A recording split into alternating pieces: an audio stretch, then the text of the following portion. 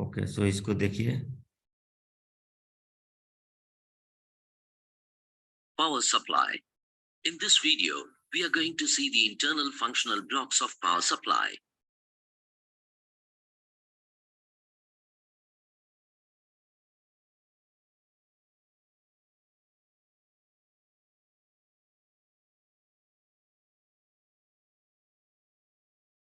Circuit board of power supply.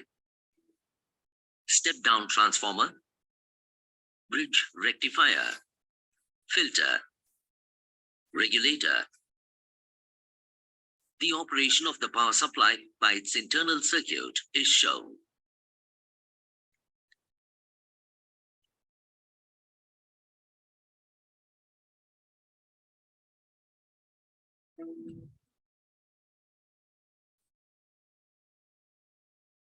Linear mode power supply.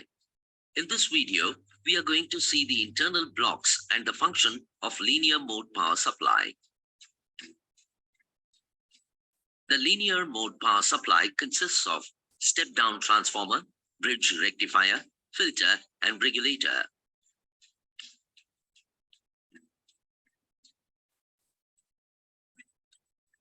An AC input is given to the step-down transformer. The signal is rectified by the bridge rectifier circuit, filter circuit to remove the ripple component, and regulator circuit gives the regulated DC signal as output. Thus, the regulator, that is constant DC output, is getting from the DC power supply. The input and output waveform of different. Okay, so I think आपने देखा होगा, ठीक है।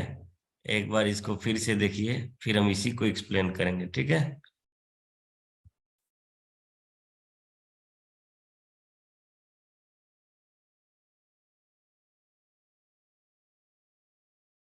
Power supply. In this video, we are going to see the internal functional blocks of power supply.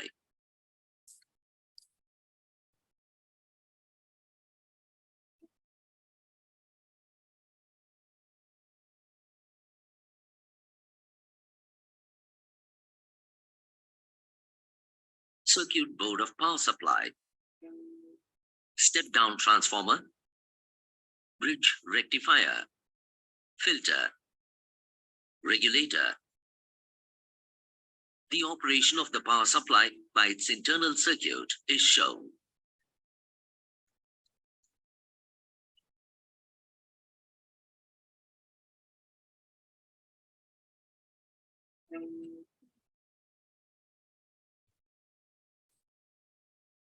Linear mode power supply. In this video, we are going to see the internal blocks and the function of linear mode power supply. The linear mode power supply consists of step-down transformer, bridge rectifier, filter, and regulator.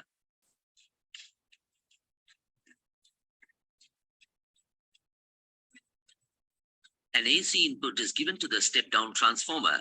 The signal is rectified by the bridge rectifier circuit, filter circuit to remove the ripple component, and regulator circuit gives the regulated DC signal as output. Thus, the regulator, that is constant DC output, is getting from the DC power supply. The input and output waveform of different circuits are shown here. Okay, so I think आपने ये देखा होगा, समझा होगा, ठीक है ना। अब यहाँ से थोड़ा हम बताते हैं कि एक्चुअल में हमको पावर सप्लाई पढ़ना है, ठीक है ना। और पावर सप्लाई क्यों पढ़ना है, आप लोग का सवाल अगर होगा तो जरा हम बता दें कि पावर सप्लाई पढ़ना सिर्फ इसलिए है क्योंकि आप लोग के घरों में, इवन सबके घर में क्या होता है कि जब हम लोग स्मॉलेस्ट चीजों को यूज करते हैं, छोटा छोटा डीसी वोल्टेज का जरूरत जब पड़ता है, तो उस सिचुएशन में क्या होता है ना कि लोगों को चाहिए होता है कि बहुत कम पावर मिले और पावर मिलते रहे लगातार, ठीक है ना। और जैसे ये इलेक्ट्रॉनिक, ये जो है ना, ये जो करंट आता है आपके घरों में, इसका पावर कभी अचानक बढ़ सकता है, कभी घट भी सकता है। तो इससे क्या होता है कि बहुत ज्यादा दिक्कत आता है सर्किट में, और आपका जो भी अप्लायंसेस यूज में होगा उसको खराब कर सकता है। तो इसके लिए यूज होता है पावर सप्लाई का। और पावर सप्लाई के लिए आप अगर स्टेबलाइजर वगैरह बड़ा बड़ा देखिएगा कहीं, हॉस्पिटल वगैरह में जब बड़ा सर्किट जहाँ रहता है वहां पर एक पावर सप्लाई रहता है, ठीक है ना। जैसे ये आप देख रही है, यहाँ पर एक वीडियो आप देखिएगा, ठीक है ना। Power supply. In this video, we are going to see the internal functional blocks of power supply. So actual में ये जो आपका था अभी यहाँ Power हमारे पास, supply. ठीक In है। this video, we are going सो यहाँ पर देखिएगा आप, तो अभी ये जो हमारे पास आया हुआ था एक बॉक्स टाइप में जो था हमारे पास, ठीक है ना, और उसका दो पार्ट था, इस तरीके से बहुत सारा इनपुट यहाँ पर निकला हुआ था। ये था हमारा पावर सप्लाई का, ठीक है। power supply. In this video, we are going to see the internal functional blocks of power supply. ये वाला पावर सप्लाई रहता है, ठीक है। तो ये हमारा नॉर्मल है। अब इस वीडियो को हम यहाँ से हटा लेते हैं, ठीक है, और हम लोग इसको समझ लेते हैं ठीक से, ठीक है। सो अब हम लोग इसको थ्योरेटिकल समझते हैं। अभी तक आप लोगों ने देख चुका होगा ये चीज एक्चुअल में कहाँ रहता है, ठीक है। अब हम लोग इसको थ्योरेटिकल समझते हैं कि एक्चुअल में क्या काम करता है, फंक्शन क्या है इसका, एंड मेनी मोर। ओके। सो जो पावर सप्लाई का जरूरत है हमको इसलिए होता है ताकि एक लगातार कंटिन्यूअस वोल्टेज मिलता रहे, और डीसी वोल्टेज का यूज जहां पर रहता है वहां पर इसका यूज किया जाता है, ठीक है। तो ये यूज होता है for the continuous continuous use के लिए, ठीक है ना। जैसे आप लोग जानते होंगे कि 230 या 240 वोल्ट का पावर आपके यहाँ सप्लाई होता है डायरेक्ट बिजली से, ठीक है ना, ट्रांसफार्मर से। लेकिन आपको चाहिए होता है अगर कम 50 वोल्ट मान लीजिए चाहिए होता है, तो इसको कम कैसे करेगा, इसको कम कौन करके, ट्रांसफार्मर ट्रांसफार्मर वाला तो कम करके नहीं देगा आपको। तो इसके लिए यूज किया जाता है पावर सप्लाई का, ठीक है ना। और ये पावर सप्लाई आपके सिलेबस में है, तो इसको थोड़ा समझ लेते हैं अच्छे से, ठीक है, कि पावर सप्लाई एक्चुअल में क्या होता है। तो पावर सप्लाई इसमें तो हम आपको बता ही दिए, नॉर्मल सा चीज था क्या, कि सबसे ज्यादा ये पहला काम क्या करता है, सबसे फर्स्ट काम करता है ये कि पावर को कम करता है। इसके लिए सबसे पहले हमको क्या चाहिए, एक ट्रांसफार्मर चाहिए होता है। हमको क्या चाहिए होता है, एक ट्रांसफार्मर चाहिए होता है। ट्रांसफार्मर यहाँ बना लेते हैं हम लोग, ठीक है। ट्रांसफार्मर नहीं बनाएंगे, उसका सिंबल बनाएंगे हम लोग, ठीक है। तो ट्रांसफार्मर यहाँ पर हम लोग बना लेते हैं, ओके। सो इस तरीके से होता है ट्रांसफार्मर, और ये हमको यहाँ पर इनपुट सिग्नल को ये लेता है, और ये इनपुट सिग्नल के साथ कुछ नहीं करता है, बस एक काम करता है ये कि इनपुट सिग्नल जितना भी लिया उसके वैल्यू को कम कर देता है, वैल्यू को कम कर देता है, हम बताएंगे इसका मतलब। तो इनपुट सिग्नल लिया, इसके अंदर क्या होता है कि इस तरीके से नंबर ऑफ टर्न्स करके लपेटा हुआ रहता है। आप लोग सोलेनोइड पढ़े होंगे, कॉइल कॉइल के जैसा यहाँ पर लपेटा हुआ रहता है, कॉइल ही रहता है वो एक्चुअल में, ठीक है। और ये दो तरह का कॉइल होता है, प्राइमरी कॉइल, एक होता है सेकेंडरी कॉइल।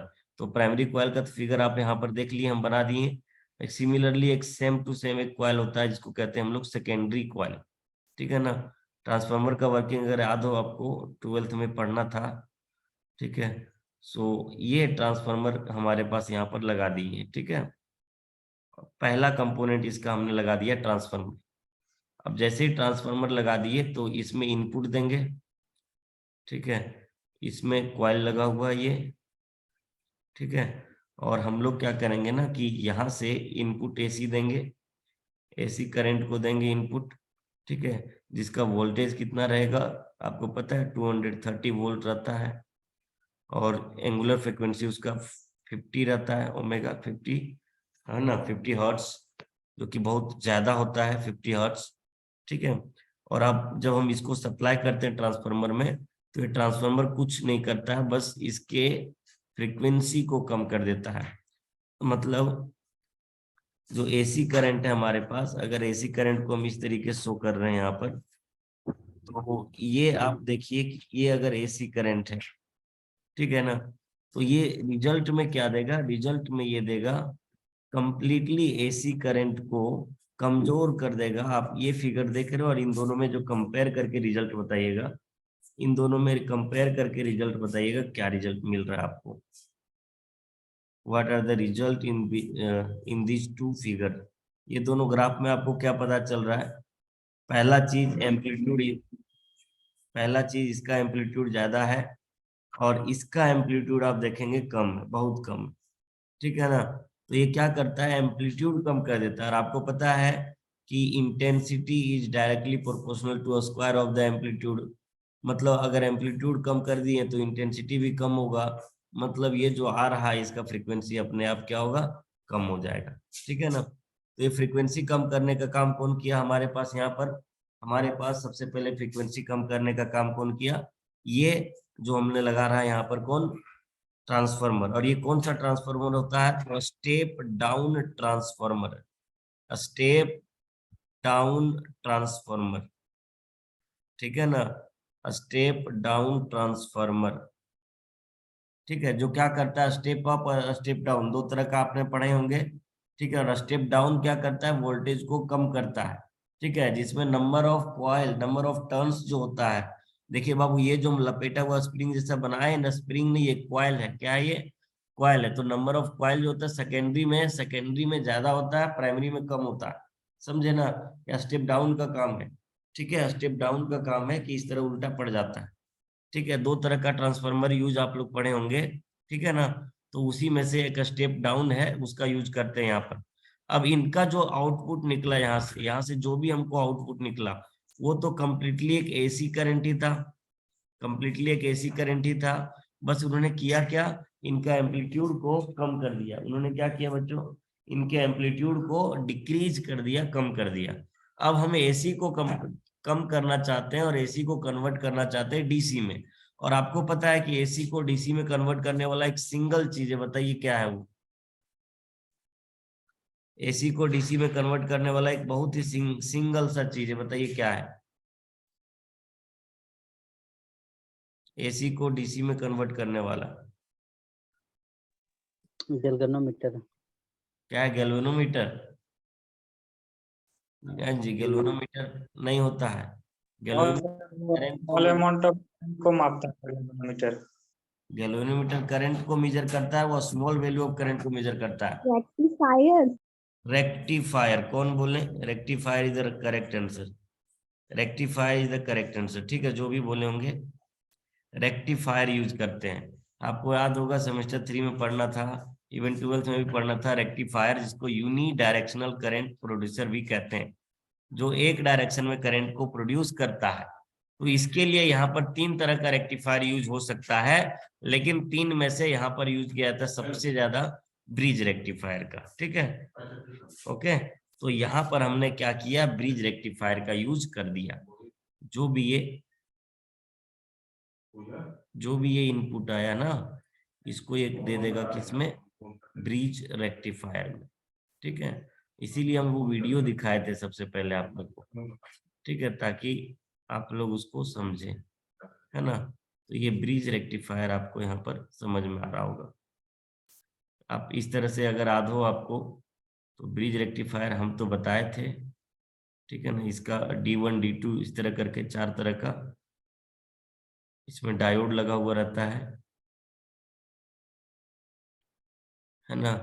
और 4 तरह का जो डायोड होता है वो एक्चुअल में यहाँ पर वर्क कर रहा होता है, ठीक है। और ये 4 तरह का डायोड होता है। यहाँ से इसको बाहर निकाल लेते हैं हम लोग, इधर से इसको मिला देते हैं और यहाँ से इसको निकाल करके इसमें मिला देते हैं, ठीक है। तो ये हमको आउटपुट यहाँ पर मिलता है, ठीक है, ये आउटपुट हमको यहाँ पर मिलता है, ठीक है। अब यहाँ पर जो आउटपुट मिला हमको, ये क्या कर रहा होगा, ये क्या है हमारे पास, तो ये है ब्रिज रेक्टिफायर, ठीक है, ब्रिज रेक्टिफायर, ठीक है, ओके। सो ये ब्रिज रेक्टिफायर है, ये स्टेप डाउन ट्रांसफार्मर है। ब्रिज रेक्टिफायर क्या किया, ब्रिज रेक्टिफायर ने क्या किया, तो आप ध्यान से देखेंगे, ब्रिज रेक्टिफायर ने क्या किया कि एक एसी करंट जो आ रहा था उसको कन्वर्ट कर दिया किसमें, डीसी करंट में, है ना। मतलब ये जो नीचे में आप देख रहे हैं यहाँ से यहाँ गया, अब यहाँ से जो आगे जाएगा वो कैसे जाएगा, तो अब की बार जो जाएगा ना वो इस तरह से जाएगा, अलग अलग होकर के। मतलब नीचे का पोलैरिटी को ये गायब ही कर दिया, नीचे का पोलैरिटी को ये खत्म कर दिया, कैंसिल कर दिया। ठीक है, तो ये पोलैरिटी जो आ गया, ये आप जो देख पा रहे हो यहाँ पर, ये जो आप देख पा रहे हो, ये काम किया कौन, ब्रिज रेक्टिफायर। लेकिन इसमें होता क्या है ना, एक बहुत बहुत ही बढ़िया चीज है, और ये मानना भी जरूरी होता है कि ब्रिज रेक्टिफायर हो या कोई भी रेक्टिफायर हो, कंप्लीटली कंप्लीटली मतलब कि पूरा का पूरा ये कन्वर्ट नहीं कर पाता है, तो हल्का फुल्का जो है इसके अंदर रह जाता है। ठीक है, और क्या रहता है, उसको रिपल कहते हैं। क्या कहते हैं उसको, रिपल कहते हैं। ठीक है, तो हल्का फुल्का इसमें एसी करंट जो है बचा हुआ रह जाता है। ठीक है, एसी करंट का हल्का सा गुण रह जाता है। इसके लिए यूज करते हैं फिल्टर को, इसके लिए यूज करते हैं फिल्टर को। और फिल्टर भी 3 तरह का होता है, लेकिन यहाँ पर अगर ज्यादा एक्यूरेट चीज चाहिए हमको तो एल फिल्टर का यूज किया जाता है, इंडक्टर फिल्टर का, क्योंकि फिल्टर हम आगे पढ़ाएंगे आपको। और अगर हल्का फुल्का चेंज चाहिए, हल्का फुल्का हमको चाहिए, तो इसके लिए कैपेसिटर फिल्टर का यूज किया जाता है। ठीक है, तो ये हुआ हमारे पास फिल्टर, और इस फिल्टर का सिग्नल सर्किट हम यहाँ पर आपको दिखा रहे हैं। ठीक है, so this is filter circuit, ये यहाँ पर फिल्टर सर्किट का यूज होता है। और इनका काम क्या है कि जो भी हल्का सा इसमें क्या होगा, इलेक्ट्रिक एसी करंट का गुण बचा होगा उसको वो क्या करेगा, रिमूव कर देगा। रिमूव कर देगा तो ये क्या होगा, एकदम एकदम ये अलग हो जाएगा इस तरीके से। ठीक है, ये इस तरीके से बिल्कुल डिफरेंट दिखाई देगा। मतलब अब एसी करंट मतलब अल्टरनेटिंग करंट इसमें अब रहा ही नहीं। ठीक है, लेकिन ऐसा होता है कि इसके बाद जो हमको आउटपुट मिला है, इस आउटपुट में बहुत तरह का डिस्टॉर्शन आ जाता है, परेशानी आ जाता है। ठीक है ना, जैसे ऐसा हुआ कि कभी अचानक से अगर यहाँ पर सर्किट में करंट का वैल्यू क्या हुआ, बढ़ गया। जब यहाँ पर शुरुआत में जो दिए थे सर्किट में, यहाँ पर करंट का वैल्यू बढ़ गया, तो ये जो यहाँ लगा हुआ फिल्टर, ये कुछ भी नहीं कर पाता। ये मतलब कि ये करंट को फिल्टर नहीं कर पाता है। इसके कारण से आपका नेक्स्ट अप्लायंसेस जो होगा वो डैमेज भी हो सकता है। ठीक है, मतलब अगर करंट फ्लक्चुएट कर रहा है, एक सेकेंड, अगर करंट आपका फ्लक्चुएट कर रहा है तो प्रॉब्लम बढ़ सकता है। ठीक है, तो एक रेगुलर पावर सप्लाई के लिए यहाँ पर लास्ट में लगाया जाता है रेगुलेटर को। और ये रेगुलेटर क्या काम करता है, ये रेगुलेटर जो है ये क्या काम करता है कि किसी भी तरह का प्रॉब्लम को ये आने नहीं देता है। ठीक है, मतलब किसी भी तरीके से यहाँ पर कोई भी प्रॉब्लम को आने नहीं देता है। हाँ, प्रॉब्लम आने का मतलब क्या हुआ, प्रॉब्लम आने का मतलब क्या हुआ, समझेंगे। प्रॉब्लम आने का मतलब हुआ डिस्टॉर्शन नहीं होगा। अगर सर्किट में करंट अचानक से बढ़ भी जाता है तो कोई प्रॉब्लम आपको नहीं होगा। और ये रेगुलेटर जो होता है, आपको पता हो जेनर डायोड, जेनर डायोड अगर आप पढ़े होंगे तो जेनर डायोड का यूज कहाँ किया जाता है, as a voltage regulator. Zener diode का यूज कहाँ किया जाता है, एज ए वोल्टेज रेगुलेटर। ठीक है, तो ये जेनर डायोड का यूज करके वोल्टेज रेगुलेटर में यूज किया जाता है। ठीक है, तो ये हमारे पास जो बन गया, ये रेगुलेटर सर्किट बन गया है। ठीक है, रेगुलेटर सर्किट बन गया है।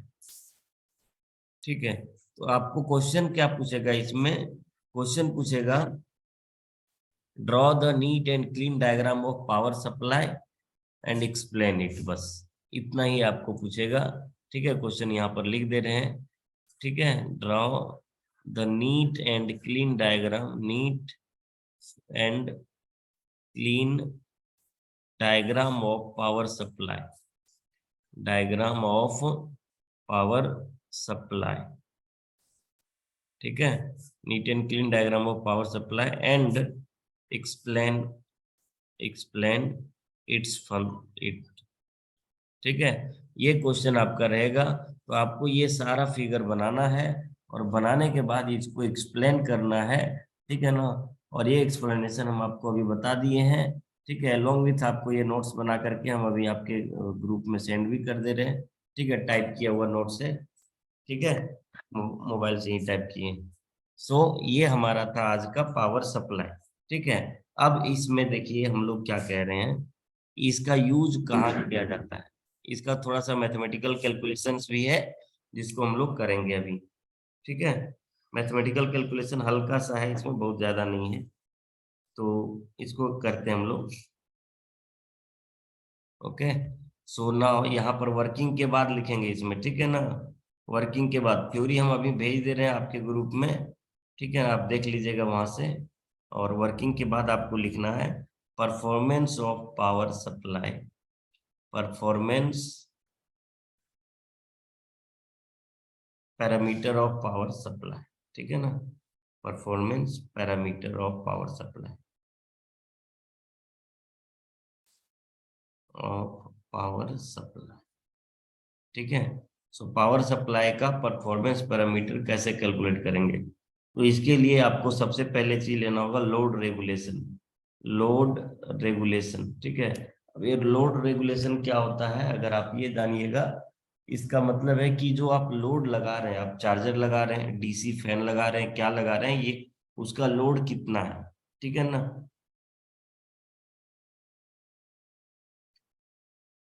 ओके, उसका लोड कितना है ये आपको पता करना होगा। सो जब लोड हम लोग ले लेंगे इसके लिए, ठीक है, सो लोड रेगुलेशन से हम लोग पता कर सकते हैं। मान लीजिए कि लोड रेगुलेशन जो है हमारे पास कितना है, जिसको एल आर लिखेंगे, हम लोग एल आर लिखेंगे। और ये लोड रेगुलेशन एक्चुअल में कितना होगा, तो डिपेंड करता है कि हमको नॉर्मल या तो लोवेस्ट, लोवेस्ट हमको कितना चेंज चाहिए। तो वी एन एल का मतलब है लोवेस्ट, ठीक है ना, लोवेस्ट रीडिंग। और ये है वी एफ एल मतलब, वी एफ एल मतलब फाइनल, और कह सकते हैं मैक्सिमम रीडिंग, ठीक है ना। एक सेकेंड, ये दूसरा एफ लिखा गया है ना।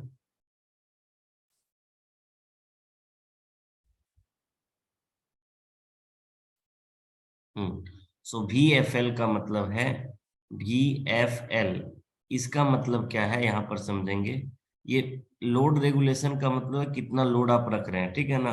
और लोड रेगुलेशन किस पर डिपेंड करेगा, तो जो नॉर्मल में आपको कितना लोड चाहिए, ठीक है, कम से कम कितना लोड आप यूज करेंगे। और F L, we F L मतलब जो लोड यूज करेंगे उसका मैक्सिमम, अधिक से अधिक वोल्टेज कितना होगा, ठीक है। ये दोनों आप पता कर लेंगे तो लोड रेगुलेशन हो गया, मतलब कम से कम कितना और अधिक से अधिक कितना निकाल लिए। अब अगर लोड रेगुलेशन परसेंटेज निकालना चाहते हैं, तो नॉर्मल है V N L minus V F L divided by V F L into 100। ये हो जाएगा लोड रेगुलेशन का परसेंटेज का, ठीक है। और ये इस तरीके से अगर ये परसेंटेज, अगर कोई आइडियल हमारे पास दिया हुआ आइडियल पावर सप्लाई है, फॉर आइडियल पावर सप्लाई, और ideal power supply, ideal power supply के लिए ये क्या होगा, it will be very less, it will be very less, ये बहुत बहुत क्या होगा, कम होगा। ये आइडियल पावर सप्लाई के लिए ये बहुत ही कम होगा, कौन सा, लोड रेगुलेशन परसेंटेज बहुत कम होगा, ठीक है। और अगर आइडियल पावर सप्लाई नहीं है तो लोड रेगुलेशन परसेंटेज थोड़ा ज्यादा रह सकता है, ठीक है। तो ये था हमारा यहाँ पर, क्या कहते हैं इसको हम लोग, पावर सप्लाई का सर्किट डायग्राम और उसका वर्किंग। आई होप आपको यहाँ तक समझ में आया होगा, बोलिए, समझ गए यहाँ तक। तो ये था लोड रेगुलेशन पावर सप्लाई, ठीक है ना। आई होप यहाँ तक आपको समझ में आ चुका होगा। आप लोग बोलते नहीं है, कोई पता नहीं रिकॉर्डिंग से डर लगता है क्या जी, बोलते नहीं है, ठीक है। वर्किंग इसका सर समझना बहुत समझ में आ गया जरूरी है, वर्किंग ज्यादा जरूरी है, थोड़ा एक बार फिर से देख लो। वर्किंग ज्यादा जरूरी है, क्या करता है, जैसे आपको चार्ज करना है मोबाइल, ठीक है ना। आप मोबाइल चार्ज करना है तो क्या करोगे, दोनों तार जो आया लाइन से, उसको डायरेक्ट जोड़ दोगे क्या, डायरेक्ट तो नहीं जोड़ते होंगे, कितने लोग जोड़ते हैं भाई, जोड़ते हैं कोई डायरेक्ट, कुछ नहीं, इधर बात कर।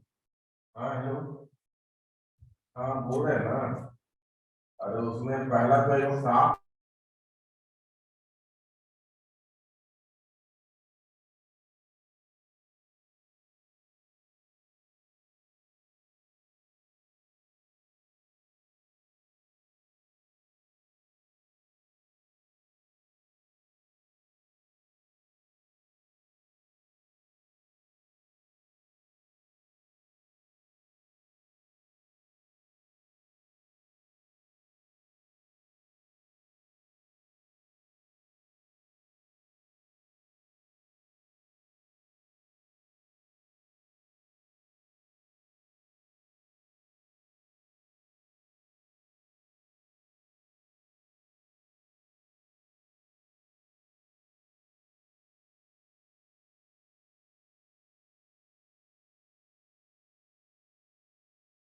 ओके।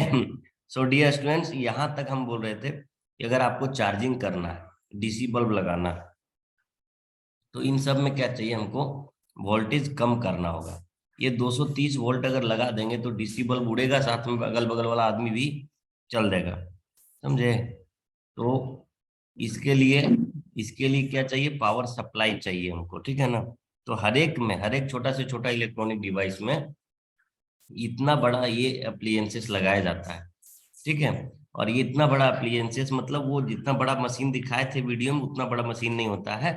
चार्जर आप अगर कभी तोड़ोगे तो तोड़ के देखना, उसमें छोटा मोटा सब चीज रहता है, ये भी रहता है, ये भी रहता है, ये भी रहता है और ये भी रहता है, ठीक है। यहाँ पर सबका फंक्शन आपको समझ में आना चाहिए।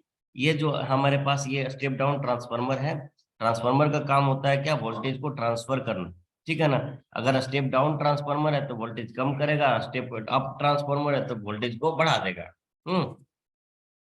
नेक्स्ट है एसी सर्किट। अब अच्छा, ट्रांसफार्मर काम कैसे करता है ये जानना हो तो फिर इसको अलग दिन हम कभी बताएंगे, ठीक है। बहुत मजेदार टॉपिक है, ठीक है। नंबर ऑफ टर्न्स ज्यादा होता है और इसके बाद कभी प्राइमरी कॉइल में नंबर ऑफ टर्न्स ज्यादा हो जाएगा, कभी सेकेंडरी में नंबर ऑफ टर्न्स ज्यादा हो जाएगा। और ये जब नंबर ऑफ टर्न्स ज्यादा होगा, टर्न्स का मतलब समझते हो, तार को लपेटे हो कभी अपने घरों में, तार लपेटे हो ना, तो वो लपेटा एक बार लपेट दोगे ना, कहेंगे 1 टर्न कंप्लीट हो गया। एक बार घुमा लिए तो 1 टर्न कंप्लीट हो गया। उसी तरीके से number of turns per depend करता है, ठीक है। इसके अलावा इसमें जो है सो एक कॉइल होता है, पूरा सर्कुलर रेक्टेंगुलर कॉइल, और उस कॉइल के अंदर पूरा जो है सो वायर लपेटा जाता है, पतला पतला पतला पतला वायर, ठीक है, कॉइल के बाहर में, ठीक है। तो ये हुआ। अब इसके बाद ब्रिज रेक्टिफायर का वर्किंग पिछले सेमेस्टर में पढ़े होंगे। फिल्टर का वर्किंग आज पढ़ेंगे, आज नहीं मतलब इसी सेमेस्टर में पढ़ेंगे। और फिर रेगुलेटर का काम, Zener diode used as voltage regulator, ये आप पढ़े होंगे। तो इस तरीके से ये चारों का यूज किया जाता है for a constant and saturated power supply, ठीक है। अगर सैचुरेटेड पावर सप्लाई चाहिए तो ये चारों का हमको यूज करना पड़ेगा, और बिना किसी चारों के यूज किए हम लोग को नहीं मिलेगा, ठीक है। आप सोच रहे होंगे कि इसका क्या यूज है लास्ट में जो रेगुलेटर है। तो बता दें, रेगुलेटर का यूज इसलिए होता है क्योंकि अगर अचानक से आपका सर्किट में करंट बढ़ गया तो आपका फ्यूज नीचे गिर जाएगा, और फ्यूज गिर जाएगा इसके कारण से करंट आना आपके पास बंद हो जाएगा, ठीक है ना। कभी कभी ऐसा भी तो हो सकता है कि फ्यूज नहीं गिरा लेकिन आपका जो अप्लायंसेस है, चार्जर वगैरह जो भी, उसको डैमेज कर देगा। तो उसको रोकने के लिए, चार्जर वगैरह को रोकने के लिए जितना उसके ही अंदर एक पावर सप्लाई लगा दिया जाता है, ठीक है, रेगुलेटर लगा दिया जाता है। इसमें छोटा सा डायोड का जरूरत पड़ता है, ठीक है, 20 रुपया मिलता है डायोड, जेनर डायोड। इन दोनों का यूज कर दीजिए, आपका जो सो काम बन जाएगा, ठीक है। तो ये टोटल कहानी था हमारा पावर सप्लाई के ऊपर। इसका जो नोट्स है, वेरीफाइड और बढ़िया से टाइप किया हुआ नोट्स, तो अभी हम आपको भेज रहे हैं, ठीक है। ग्रुप में पहले लिख ही लीजिएगा, शाम तक इसको, रात तक इसको डिलीट भी कर देंगे, बता रहे हैं, है ना। तो अभी हम भेज रहे हैं आपको, इसको लिख ही लीजिएगा, ओके। ग्रुप में सेंड कर दिए, ठीक है ना। टाइप किया हुआ नोट्स है, आप आसानी से ये चारों का वर्किंग लिख लीजिए, आपका काम हो जाएगा। डायग्राम अच्छे से बना लीजिए, आपका काम हो जाएगा, ठीक है। एनी प्रॉब्लम यहाँ पर, किसी को भी कोई प्रॉब्लम नहीं है? Okay no sir. Okay, so अभी अभी तक यहीं रखते हैं, बाकी अगले क्लास में, ठीक है। देवांशु कुमार, ये आपका यहाँ क्यों आएगा जी, आप लोग तुरंत लेफ्ट ले लीजिए तो तुरंत।